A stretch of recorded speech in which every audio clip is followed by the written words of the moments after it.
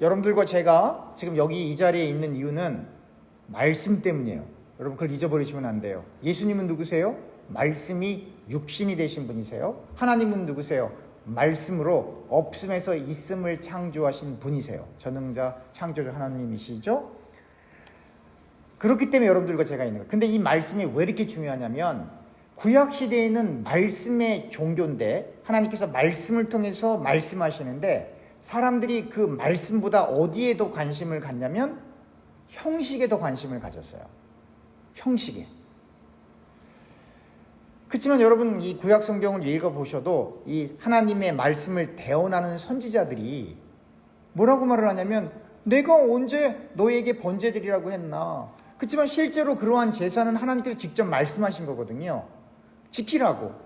그러나 내용이 빠진 형식, 내용보다 형식이 앞선 그러한 모든 제의 활동들은 하나님이 원하시는 것이 아니다라고 하는 거예요.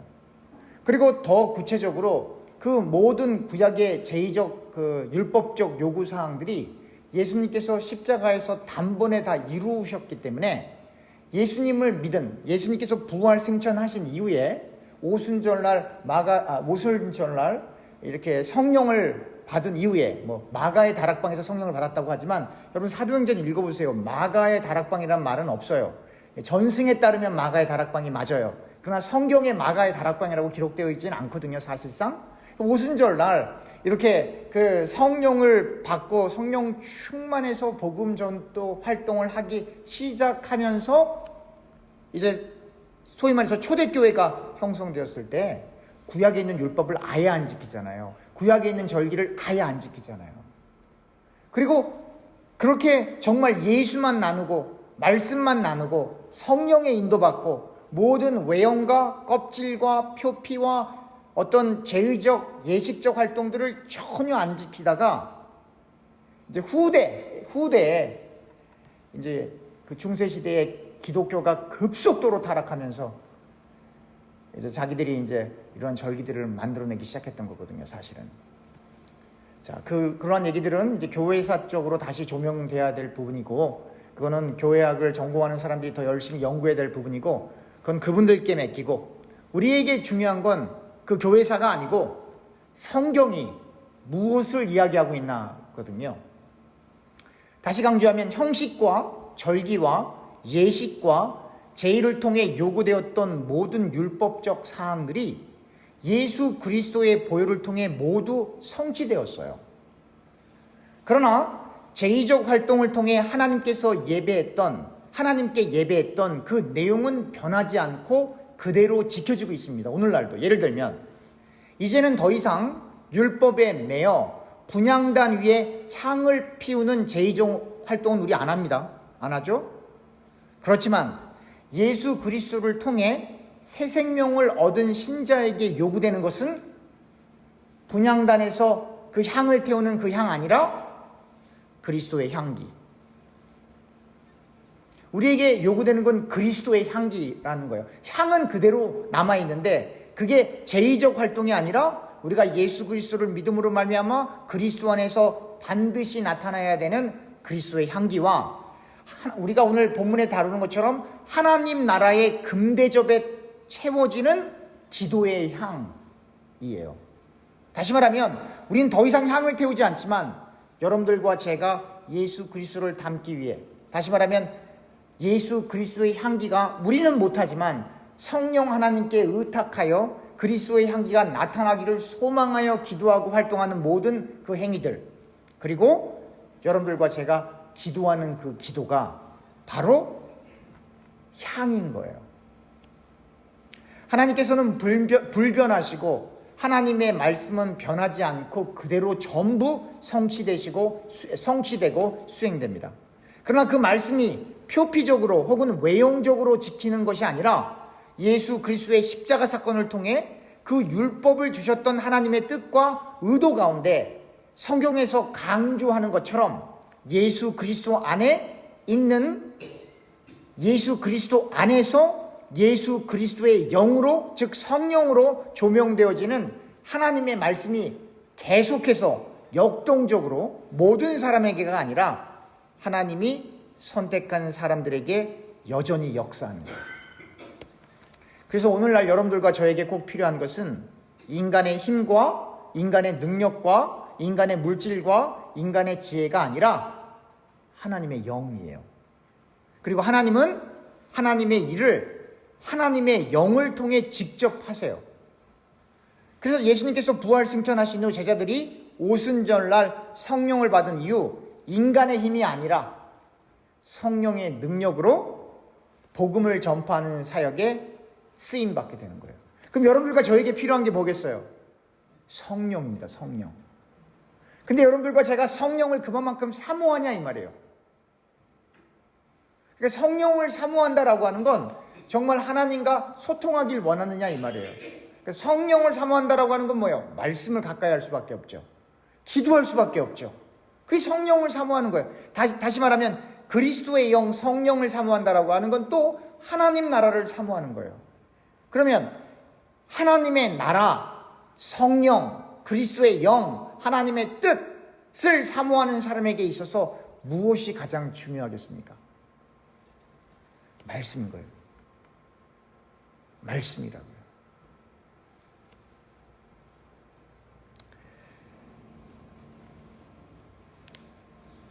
어린 양이, 예수 그리스도를 얘기하는 거죠. 어린 양이 두루마리를 받으시자 원래 그 예배와 경배의 대상, 찬양의 대상은 전능자 하나님 한 분이세요.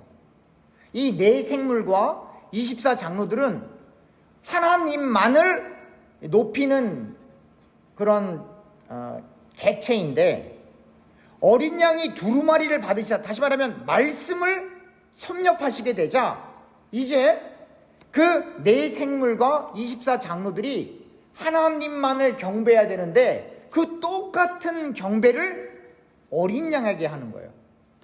이 뭘 얘기하는 거예요, 그러면? 예배 받으시고 경배 받으셔야 될 분은 하나님 한 분이신데 어린 양이 그 말씀을 받고 이제 그 말씀을 섭렵하실 수 있게 되자 그 똑같은 경배와 예배가 전능자 하나님에게서 어린 양으로 갔다 이 말이에요. 그러면 하나님이 두 분이란 얘기예요? 아니죠. 이것을 통해 우리가 알 수 있는 건 그 예수님이 그 어린 양으로 십자가에 달려 죽으시고 부활하신 그 예수님이 곧 하나님이시구나 라고 하는 하나님의 신격, 하나님의 신성이 이 네 생물과 24 장로들의 경배를 통하여 또다시 요한계시록에서 설명되는 겁니다. 오늘 본문 이전에 요한계시록 4장 7절입니다. 요한계시록 4장 7절, 요한계시록 4장 7절에서부터 11절. 그 첫째 생물은 사자 같고 둘째 생물은 송아지 같고 그 셋째 생물은 얼굴이 사람 같고 그 넷째 생물은 날아가는 독수리 같은데 네 생물은 각각 6 날개를 가졌고 그 안과 주위에는 눈들이 가득하더라. 그들이 밤낮 쉬지 않고 이르기를 거룩하다 거룩하다 거룩하다 주 하나님 곧 전능하신 이여 전에도 계셨고 이제도 계시고 장차 오실 이시라 하고 그 생물들이 보좌에 앉으사 세세토록 살아계시는 이에게 영광과 존귀와 감사를 돌릴 때에 24 장로들이 보좌에 앉으신 이 앞에 엎드려 세세토록 살아계시는 이에게 경배하고 자기의 관을 보좌 앞에 드리며 이르되 우리 주 하나님이여 영광과 존귀와 권능을 받으시는 것이 합당하오니 주께서 만물을 지으신지라 만물이 주의 뜻대로 있었고 또 지으심을 받았나이다 하더라. 이렇게 네 생물과 그리고 이렇게 장로들이 24 장로들이 하나님을 이렇게 예배하는 거거든요. 이걸 뭐라고 하면 송룡이라고 해요. 닥살라지. 이걸 송룡이라고 하는 거예요. 송룡. 우리가 송룡 찬양 부르잖아요. 이게 송룡이에요. 하나님만 높이는 행위. 그렇게 하나님만 높이는 건데 이 생물들과 장로들이 이제 어린 양을 예배한다 이 말이에요. 그건 뭘 얘기하는 거냐면 거듭 강조하지만 그 어린 양이 곧 하나님이라 이 말이에요. 그 예수가 야훼 하나님이라 이 말이에요. 다시 말하면 어떻게 그 하나님의 삼위일체를 다 설명할 수 있겠어요? 그 신비거든요. 성부 하나님, 성령 하나님, 성자 하나님 본질적으로 이 동일하신 거예요. 그 영광과 찬양과 위엄이 동일하신 거예요. 동일하시다고요. 하나님이라고 해서 더 큰 영광을 받는 그게 아니라 그 영광과 능력과 그 모든 본질적인 면에서 다 동등하시다고요. 그 세 개의 three persons, 이 각각의 세 개의 그 하나님의 그걸 인격이라고 해야 할지 하여튼 격이라고 해야 되는데 영어로는 대문자 펄슨, 그냥 소문자 펄슨이 아니고 대문자 펄슨이거든요. 그 각각의 세 개의 격이 한 하나님이거든요.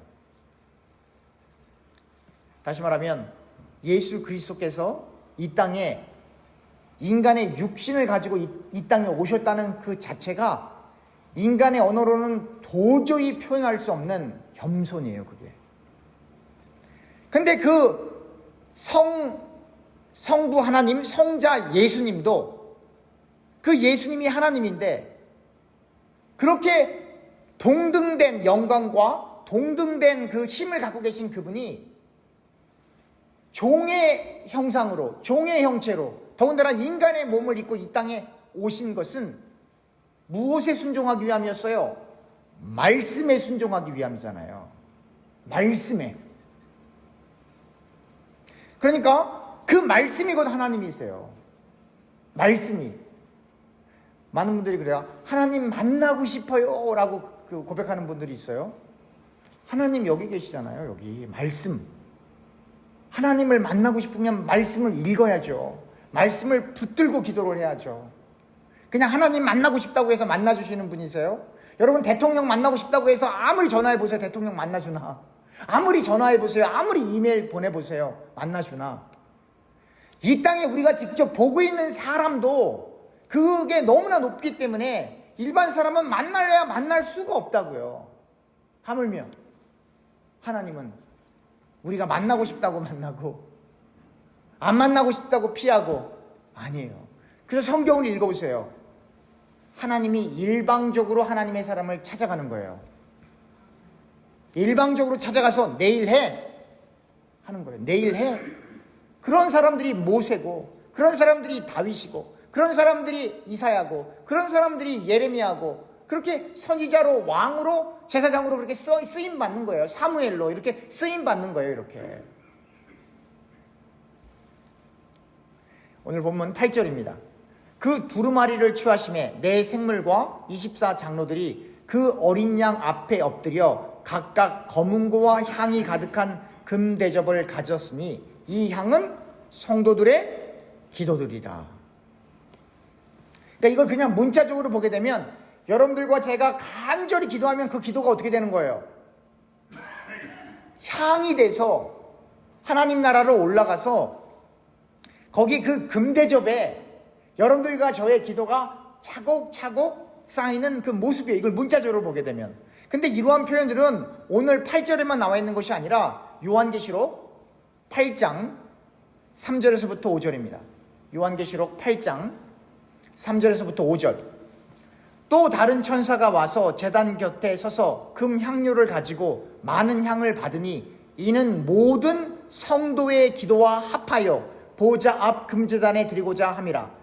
향연이 성도의 기도와 함께 천사의 손으로부터 하나님 앞으로 올라가는지라. 천사가 향로를 가지고 제단에 불을 담아다가 땅에 쏟음에 우레와 음성과 번개와 지진이 나더라. 이렇게 성도의 기도가 이 금대접에 이렇게 차곡차곡 쌓여지는 그러한 모습들이 오늘 본문 요한계시록 5장 8절에도 나오지만 요한계시록 8장 3절에서부터 5절 사이도 나오는 거예요. 그럼 그러니까 기도가 향이 된 거죠. 예전에는 구약에는 진짜 그 분향단에서 향을 태웠어요. 근데 우리 향 안 태우거든요. 향 안 태우지만 그 기도가 향이 됐다 이 말이에요. 다시 말하면 무의식, 의식, 그러니까 제2활동 아닌 것이 의식이 돼버린 거예요. 그러니까 이제 하나님께서 어떻게 직접 역사하시는 거예요? 어떠한 형태로, 어떠한 모양으로, 어떠한 절기로, 어떠한 그러한 그 겉모습으로 하나님 앞에 나와 왔냐가 중요하지 않고 그 모든 외형을 다 제거하고 그 안에 무엇이 들어있니? 그것만 보시는 거예요, 하나님이. 그래서 향을 직접 안 태우지만 성도의 기도가 바로 그 향이다라고 하는 거예요. 여러분, 이 향은 끊어지면 안 되는 거거든요, 제2활동에 있어서. 그 말은 뭐예요? 여러분들과 저의 기도가 끊어지면 안 되는 거예요. 왜냐하면 그것이 결국 하나님 앞에 예배하는 거기 때문에. 오늘 본문 9절입니다. 그들이 새 노래를 불러 이르되 두루마리를 가지고 그 인봉을 떼기에 합당하시도다. 일찍이 죽임을 당하사 각 족속과 방언과 백성과 나라 가운데서 사람들을 피로 사서 하나님께 드리고. 피로 샀다 이 말이에요. 누구를? 여러분들과 저를. 다시 말하면 하나님께서 창세전에 선택한 그 사람들을 하나님께서 피로 사셨어요. 그래서 여러분들과 제가 죄와 사망에서 자유한 존재가 된 거거든요. 그러니까 우리는 우리 능력으로 이 죄악과 흑암에서 벗어나는 것이 아니라 주님께서 그에 합당한 그 피값을 지불하신 거예요. 그리고 예수님께서 여러분들과 저의 몸값 혹은 영혼값, 여러분들과 저를 천국으로 인도해 주시기 위해서 그 피값을 이렇게 지불해 주셨는데, 그 예수님을 온전히 믿고 따르는 사람들은 그래서 오늘날 말고 예수님 당시 이후에, 그러니까 초대교회 시절에 1세기에 그 당시는 박해 시대니까 그 예수님을 너무나 사랑하고 그 은혜가 너무나 감격스러워서 목숨을 걸고 예수님을 믿을 때니까요. 그 많은 순교자들이 있었거든요. 그러니까 그들은 죽기까지 충성함으로, 그 말은 뭐예요? 하나님을 위해서 뭔 큰 일을 했다가 아니라 죽기까지 그 믿음을 붙들고 있기 때문에, 죽기까지 예수님을 향한 그 믿음이 흔들리지 않았기 때문에 승리하게 되는 거예요. 다시 말하면 순교의 자리까지 갔다 이 말이에요. 오늘 요한계시록 12장입니다. 요한계시록 12장 11절에서부터 12절입니다. 요한계시록 12장 11절에서부터 12절. 또 우리 형제들이 어린 양의 피와 자기들이 증언하는 말씀으로써 그를 이겼으니 그들은 죽기까지 자기들의 생명을 아끼지 아니하였도다. 그러므로 하늘과 그 가운데 거하는 자들은 즐거워하라. 그러나 땅과 바다는 화 있을진저 이는 마귀가 자기의 때가 얼마 남지 않은 줄을 알므로 크게 분내어 너희에게 내려갔음이라 하더라. 그러니까 하나님의 때가 가까워지면 가까워질수록 마귀가 더 사악하게 역사하는 거예요. 그때 그 예수님께서 그 피값을 주시고 산 그 하나님의 사람들은 죽기까지 자기들의 생명을 아끼지 아니한다 이 말이에요. 그래서 하나님 나라를 유업으로 물려받게 되는 거죠. 그럼 이렇게 또 생각을 해보세요. 사람이 예수 믿는 것 때문에 순교를 당한다, 죽는다, 이거 무시무시한 일이거든요. 근데 그것까지도 해낸다 이 말이에요. 근데 오늘날 우리가 예수 믿다가 순교당합니까? 아니잖아요. 더군다나 미국에서? 아니잖아요. 그 죽는 일이 없다고요, 우리는 예수 믿는 것 때문에.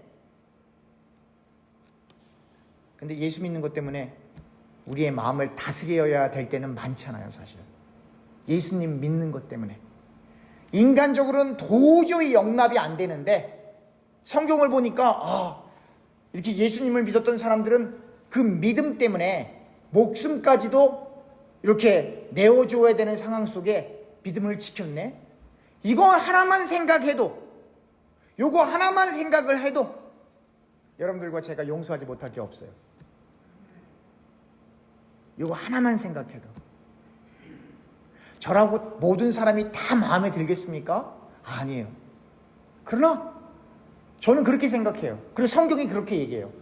하나님이 선택하고 하나님이 용서하고 하나님이 사랑하는 사람을 저 같은 사람이 어떻게 미워할 수 있냐 이 말이에요. 어떻게? 그렇지 않습니까 여러분?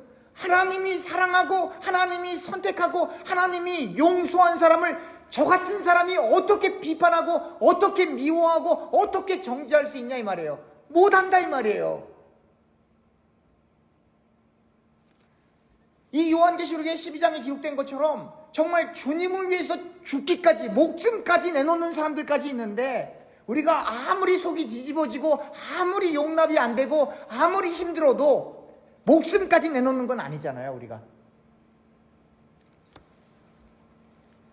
그래서 이 말씀을 저는 요한계시록 읽을 때마다 도전이 돼요, 사실은. 10절입니다. 그들로 우리 하나님 앞에서 나라와 제사장들을 삼으셨으니 그들이 땅에서 왕노릇 하리로다 하더라. 이렇게 그들은 어떤 자들이에요? 예수 그리스도를 향한 그 믿음 때문에 목숨까지 내어놓고 혹은 목숨까지 내어놓을 수 있는 사람들, 하나님의 선택된 그 사람들은 땅에서 왕노릇한다는 거예요. 근데 이 땅을 얘기하는 거예요? 새하늘과 새 땅을 얘기하는 거예요? 새하늘과 새 땅이다 이 말이에요. 이 땅은 오늘 요한계시록 12장 11절에서 12절에서 읽었던 것처럼 이 마귀가 자기의 때가 얼마나 남지 않은 줄 알므로 크게 분노하여 너희에게 내려갔음이더라. 이 마귀들이 역사하는, 이 땅은 마귀가 역사하는 거예요. 이 땅은 공중 권세 잡은 자가 역사하는 곳이라 이 말이에요. 그러나 이 땅이 다가 아니에요. 이 땅은 끝이 있어요. 이 땅은 끝이 있어요. 이 땅이 없어진다 이 말이에요. 여러분, 이 땅이 영원한 게 아니에요, 여러분. 뭐 자연보호 하지 말라는 게 아니에요. 자연보호도 해야 되고 다 해야 되는데, 아무리 자연보호하고 아무리 뭐 이 땅을 뭐하고 해도 이 땅은 끝이 있다고. 이 땅은 없어지는 날이 있다고요. 요한계시록 21장입니다. 요한계시록 21장 1절에서부터 4절. 또 내가 새 하늘과 새 땅을 보니 처음 하늘과 처음 땅이 없어졌고 바다도 다시 있지 않더라. 다시 한번 읽습니다. 또 내가 새 하늘과 새 땅을 보니 처음 하늘과 처음 땅이 없어졌고 바다도 다시 있지 않더라. 없어진다고요. 지금 우리가 보고 있는 거 다 없어진다고요.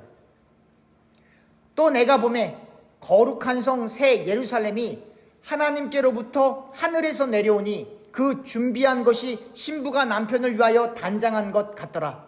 내가 들으니 보좌에서 큰 음성이 나서 이르되 보라, 하나님의 장막이 사람들과 함께 있으매 하나님이 그들과 함께 계시리니 그들은 하나님의 백성이 되고 하나님은 친히 그들과 함께 계셔서 모든 눈물을 그 눈에서 닦아주시니 다시는 사망이 없고 애통하는 것이나 곡하는 것이나 아픈 것이 다시 있지 아니하리니 처음 것들이 다 지나갔음 이러라. 그래서 여러분들과 제가 교회에서 주님을 위해서 열심히 섬기다가 비판받고 욕먹는 이유가, 그래서 때로는 잠을 잘 수가 없을 만큼 마음이 괴롭고 눈물까지 흘리는 이유가 이 땅은 다 지나가기 때문에 그래요. 이 땅은 다 지나가기 때문이에요. 여러분, 그러면 구체적으로 이 땅이 어떻게 지나가는지 제가 보여드릴게요. 이 땅이 어떻게 없어지는지 성경에서 그것까지 보여주고 있어요. 얼마나 친절한지 하나님께서. 베드로후서 3장입니다. 베드로후서 3장 8절에서부터 13절입니다. 베드로후서 3장 8절부터 13절. 사랑하는 자들아, 주께서는 하루가 천년 같고 천년이 하루 같다는 이 한 가지를 잊지 말라. 주의 약속은 어떤 이들이 더디다고 생각하는 것 같이 더딘 것이 아니라 오직 주께서는 너희를 대하여 오래 참으사 아무도 멸망하지 아니하고 다 회개하기에 이르기를 원하시느니라. 이게 주님의 마음이에요. 모든 사람이 회개하기를 원하세요. 10절. 그러나 주의 날이 도둑같이 오리니 그날에는 하늘이 큰 소리로 떠나가고 물질이 뜨거운 뭐에? 뜨거운 불에 풀어지고 땅과 그 중에 있는 모든 것들이 드러나리로다. 이 모든 것이 이렇게 풀어지니 뭐로 풀어져요? 불로. 너희가 어떤 사람이 되어야 마땅하냐? 거룩한 행실과 경건함으로 하나님의 날이 임하기를 바라고 간절히 사모하라. 그날에 하늘이 불에 타서 풀어지고 물질이 뜨거운 불에 녹아지려니와 우리는 그의 약속대로 의가 있는 곳인 새하늘과 새 땅을 바라보도다. 지금 요 베드로 후서 3장에서도 새하늘과 새 땅 얘기하죠. 요한계시록에도 새하늘과 새 땅 얘기하죠. 그러니까 요한이 본 그 하나님 나라는 요한 혼자 본 게 아니에요, 여러분. 그 당시 하나님의 몇몇 사도들이 요한이 봤던 그 세상을 똑같이 봤던 거예요, 여러분. 그리고 이 땅, 이 하늘과 이 땅은 어떻게 된다고요? 다 풀어진다 이거예요. 없어진다 이 말이에요. 뭘로? 불로. 예전에는 그랬다고요. 예전에 이 러시아 말고 소련이라고 그러잖아요. 소련에서 핵폭탄 쏘고 미국에서 핵폭탄 쏴서 이 두 개가 중간에서 만나면, 그래서 터지면 지구가 없어진다라는 그런 얘기도 많이 있었어요, 예전에. 그래서 이단들이 그런 것만 다 모아갖고는 이렇게 지금 적사의 종말이 다가왔습니다, 몇 월 며칠 날 예수님 오십니다, 그런 비디오를 엄청 많이 만들었다고, 옛날에요. 80년대 후반에. 근데 우리는 몰라요, 그 불이 어떤 불일지. 그러나 분명한 것은 저 하늘이 없어질 날이 온다고요. 바다가 없어질 날이 온다고요. 이 땅이 없어질 날이 온다고요. 그 하늘과 땅과 바다가 다 풀어져 없어져요. 뭐 때문에? 뜨거운 하나님의 불에 의해. 그게 어떤 불인지는 우리는 몰라요. 그러나 그 역사의 종말이 온다 이 말이에요. 그래서 여러분들과 저는 예수를 믿어서 어디로 가는 거예요? 새하늘과 새 땅으로 가는 거예요. 그 새하늘과 새 땅에서 여러분들과 제가 예수의 보혈 때문에 영원토록 왕노릇하는 거예요. 영원토록 하나님만 영광 돌리는 거예요. 영원토록 하나님께 송영 드리는 거예요. 그래서 여러분들과 제가 이 토요일 날 황금같이 놀기 좋은 날에 골프도 갔다가 그냥 오고 혹은 안 가고, 또 다른 좋은 데 갈 때 있어도 안 가고 이 자리에 와 있는 이유가 바로 그 하나님의 귀한 말씀 때문이다 이 말이에요. 저는 개인적으로 사람이 많이 오던 적게 오던 그것과 상관없이, 솔직한 제 심정이에요, 그것과 상관없이 하나님의 말씀을 전할 수 있다는 그 자체만으로도 감사한 거예요. 그 자체만으로도.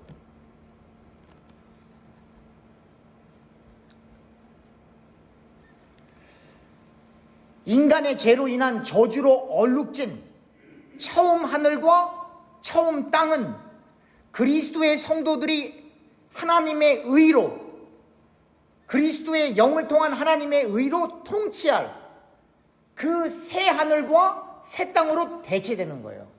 그러니까 이 죄로 물들어버린 이 죄가 관영한 이 땅은 하나님의 불로 완전히 풀어 없어지게 되고, 이 하늘과 땅과 바다가 완전히 없어진 이후에 하나님의 나라, 하나님의 새 예루살렘이 내려와 새 하늘과 새 땅이 우리에게 주어지는 거예요.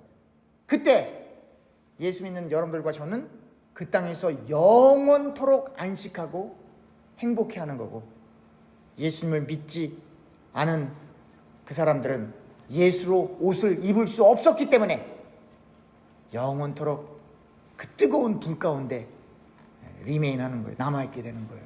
거길 지옥이라고 하는 거예요. 그래서 늘 강조하는 거예요, 여러분. 하나님이 언제 영광 받으세요?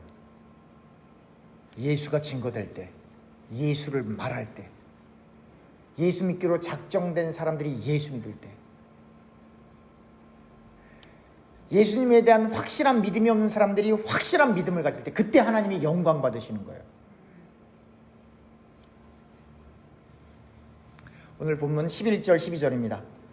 내가 또 보고 들으매 보좌와 생물들과 장로들을 둘러선 많은 천사의 음성이 있으니 그 수가 만만이요 천천이라.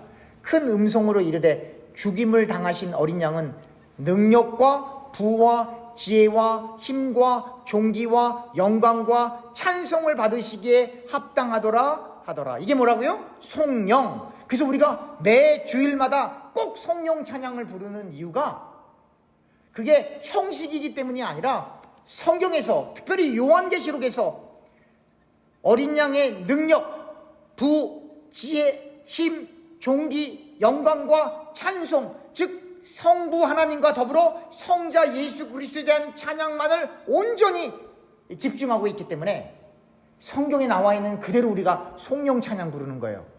형식 때문이 아니라. 다시 말하면 이 어린 양이 처음 오신 그 예수님께서는, 초림이라고 그러잖아요. 처음 오신 그 예수님께서는 그 희생 제물로 어린 양으로 오셨지만, 그러나 다시 오실 예수님, 재림할 예수님은 그때는 어린 양으로 오시지 않습니다. 그때는 왕권을 가지고 심판하러 오시는 거거든요. 근데 심판은 누구만 하세요? 하나님이 하시는 거거든요. 그러니까 그 어린 양이 그 누구란 얘기예요? 또 하나님이라는 말이에요. 그 어린 양이, 그 예수님이 야훼 하나님이세요. 그 예수 그리스도가 말씀으로 이 세상을 창조하신 전능자 하나님이세요. 그래서 그리스도의 영이 곧 성령이에요. 성령. 그리고 그 예수 그리스도 안에 능력과 부와 지혜와 힘과 존귀와 영광과 찬송이 다 있어요. 그럼 그분이 여러분들과 제 안에 계시면 그 놀라운 하나님의 능력이 여러분들과 제 안에 같이 있게 되는 거예요. 같이. 근데 이러한 능력과 부와 지혜와 힘과 존귀, 영광, 찬송은 이 땅을 위해서 주어지는 거예요? 하나님 나라를 위해서 주어지는 거예요? 하나님 나라를.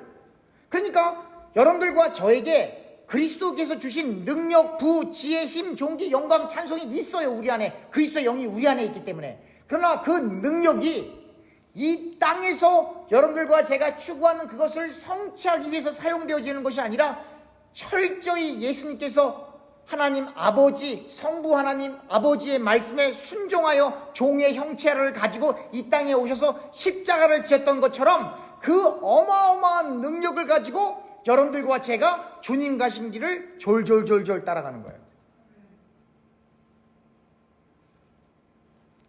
그래서 인간적으로 용납이 안 되는 사람도 그 사람 때문도 아니고 나 때문도 아니고 누구 때문에?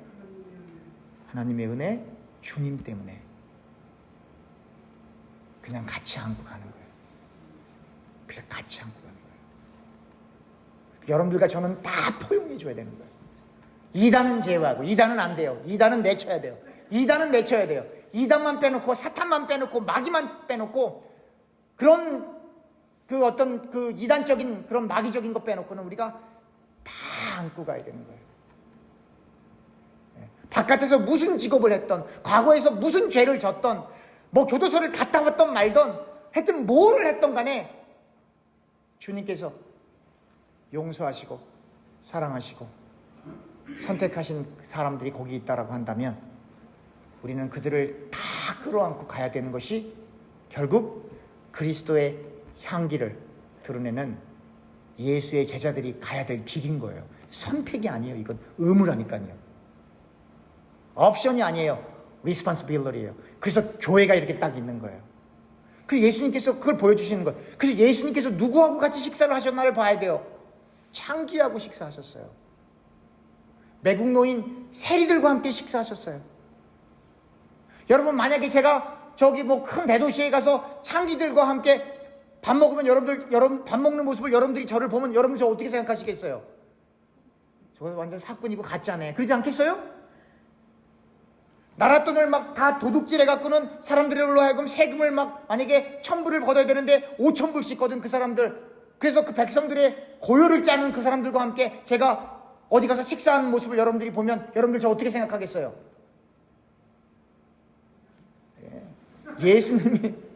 예수님이 그렇게 하셨다고요. 왜 그렇게 하셨어요? 예수님께서 이 땅에는 선한 사람도 없고 또 아무리 악한 사람이라 할지라도 회개하고 돌아오는 사람은 하나님이 다 받아주신다 이 말이에요. 그래서 하나님이 용서한 사람, 하나님이 선택한 사람, 하나님이 선택한 사람을 여러분들과 우리가 감히 무엇이 간데 감히 우리가 그들을 정죄하고 심판하고 밀어낼 수 있냐? 우린 못한다 이 말이에요. 근데 이론은 이런데, 성경 말씀은 이런데 실제로 우리의 삶 속에서 이게 실천하기가 쉬워요, 어려워요? 어려워요. 정말로 어려워요. 정말로 어려워요. 그래서 여러분들과 제가 기도해야 되는 거예요. 그러니까 말씀을 깨닫고 기도하는 거하고 그냥 기도하고는 완전 다른 거예요, 여러분. 오늘 본문 요한계시록 5장 13절 14절입니다. 또 내가 또 들으니 하늘 위에와 땅 위에와 땅 아래와 바다 위에와 또 그 가운데 모든 피조물이 이르되 보좌에 앉으신 이와 어린 양에게 찬송과 존귀와 영광과 권능을 세세토록 돌릴지어다 하니 내 생물이 이르되 아멘하고 장로들은 엎드려 경배하더라. 하늘 위에 있는 것과 땅 위에 있는 것과 땅 아래와 바다 위에 있는 모든 피조물은 하나님의 어린 양, 하나님과 어린 양께 네 가지의, 아까 그랬죠, 송영이라 했죠, 낙살라지, 네 가지의 송영, 찬송, 존귀, 영광, 권능을 지금 드리고 있는 거예요. 지금 결국 하늘에 있는 자들과 땅 위에 있는 자들과 땅 아래에 있는 자들이 모두 누구 앞에 무릎을 꿇은 거예요? 하나님 앞에. 그렇지만 빌립보서에서 누구 앞에? 예수 앞에.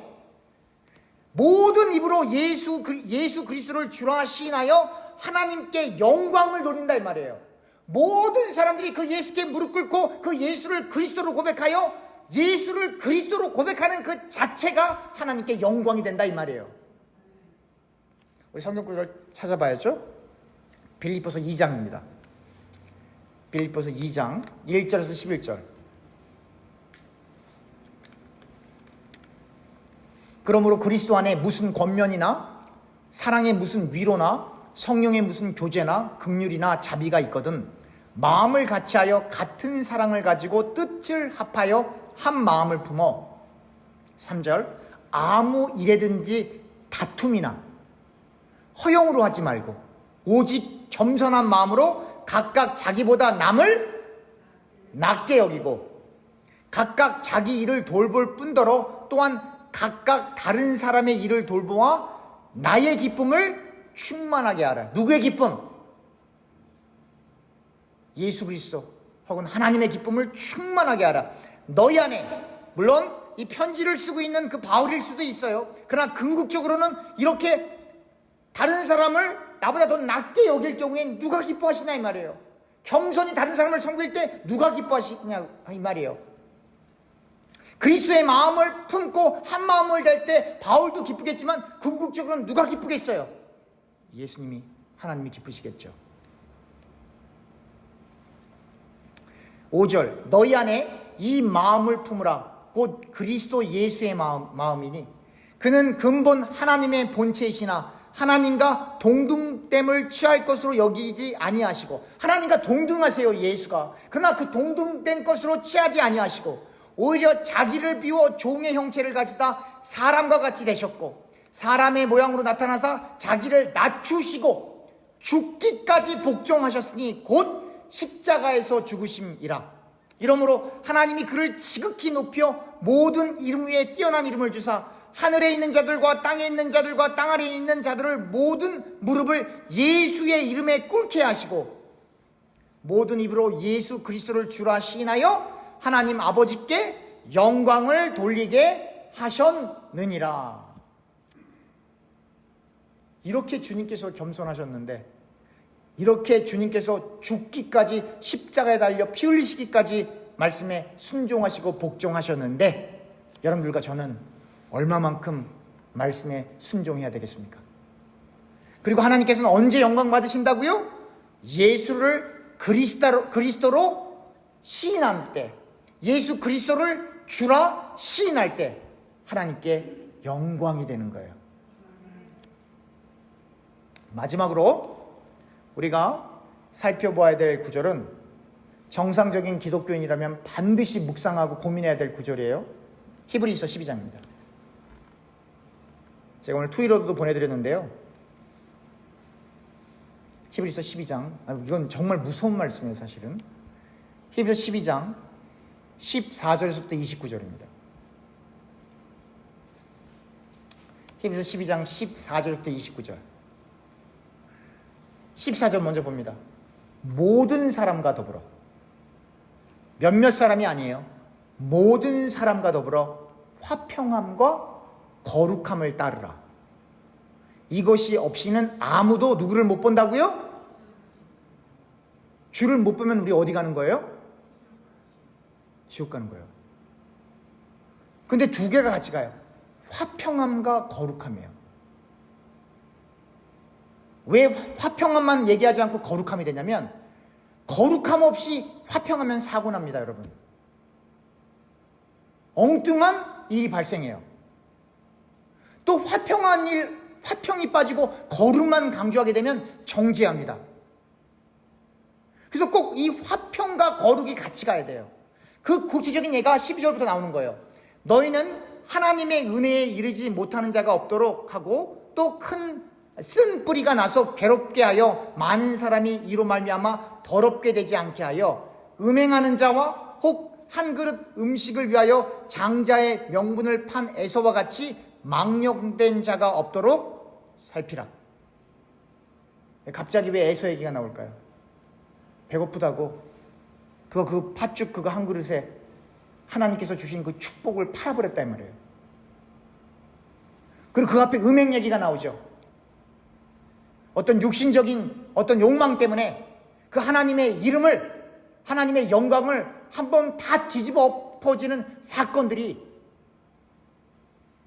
과거에도 그렇고 오늘날도 그렇고 일어날 수 있다 이 말이에요. 그래서 화평과 거룩은 같이 가야 되는 거예요. 거룩 강조하지만 화평이 없이 거룩하면 정죄하게 돼 있어요. 또 거룩 없이 화평만 강조하게 되면 사고 나게 돼 있어요.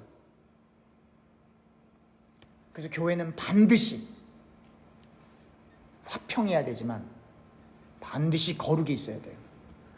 거룩해야 되지만 반드시 그 안에 화평이 있어야 하는 거예요. 17절입니다. 너희가 아는 바와 같이 그가 그 후에 축복을 이어받으려고 눈물을 흘리며 구하되 버림바가 되어 회개할 기회를 얻지 못하였느니라. 회개도요, 하나님이 기회를 주셔야 할 수 있는 거거든요. 에서에게는 회개할 기회가 주어지지 못했어요. 18절 너희는 만질 수 있고 불이 붙는 산과 침침함과 흑암과 폭풍과 나팔 소리야 말하는 소리가 있는 곳에 이른 것이 아니라.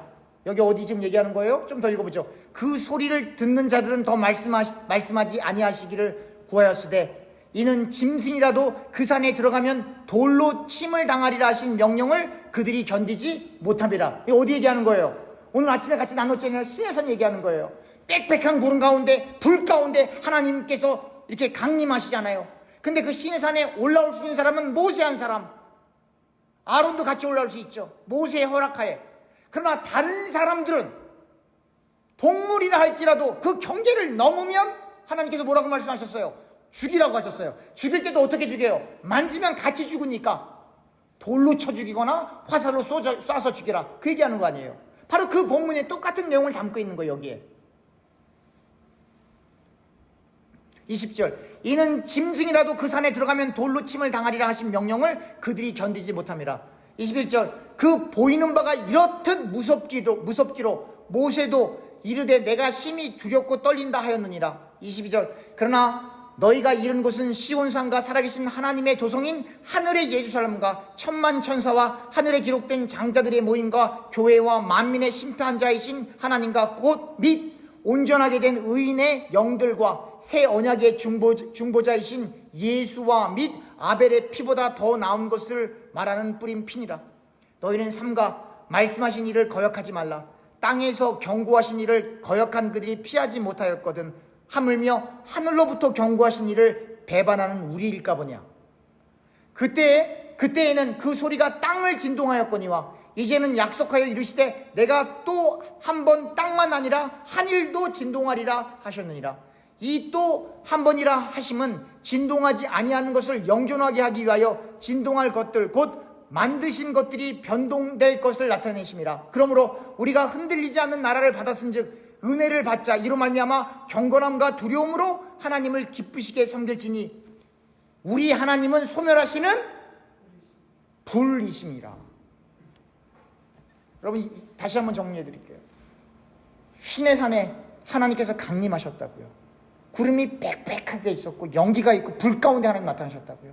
그 시내산에 올라갈 수가 없다고요. 모세하고 아론 말고는. 다른 사람이나 다른 동물이라도 올라가면 돌로 쳐 죽이던가 화살로 쏴 죽여야 된다 이 말이에요. 그렇게 이 땅이 흔들리는데도 그렇게 무섭게 하나님께서 말씀하시는데, 이 하나님, 불이신 하나님께서 불로 이 땅을 다 풀어지게 다 없애버리실 건데, 그 새하늘과 새 땅을 이야기하시면서 우리에게 주신 이 말씀, 모든 사람과 더불어 화평함과 거룩함을 따르라. 이것이 없이는 아무도 주를 보지 못하리라. 이 말씀을 경히 여기면 안 된다 이 말이에요.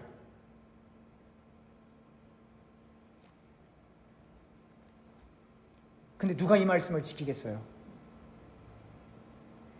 우리는 못 지켜요.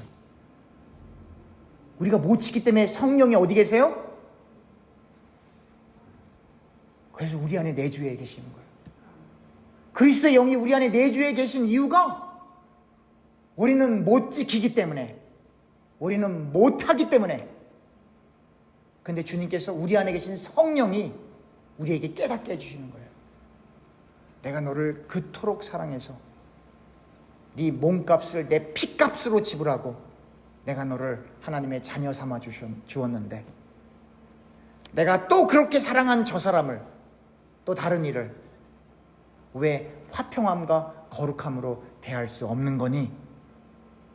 그 음성이 여러분들과 저의 심령 속에 파도가 이렇게 물밀듯이 그렇게 계속 파도치는 거예요. 여러분, 바닷가 언제로 마지막에 가보셨습니까? 파도가 탁 치는 그 소리, 파도가 칠 때마다 여러분들과 제 심령 속에, 그렇지, 화평과 거룩함으로 모든 사람을 대해야지. 그게 새하늘과 새 땅을 우리에게 준비해 주신 하나님의 뜻이지. 그래서 예수 믿는 사람, 오늘 제가 오늘 말씀드렸잖아요. 예수 믿는 사람들이 전부 화평함과 거룩함으로 이 세상을 대하면 전쟁 끝납니다. 전쟁 그쳐요. 기도하겠습니다.